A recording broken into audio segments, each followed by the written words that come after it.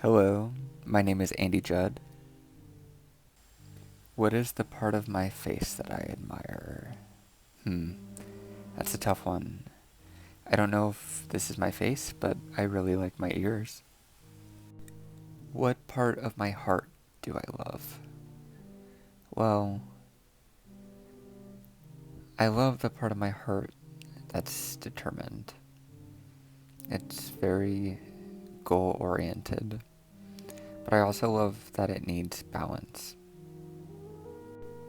The book that shifted my reality was But What If We're Wrong by Chuck Klosterman.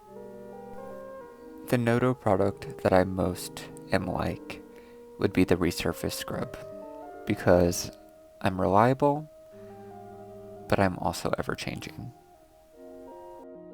I hope you all have a great day.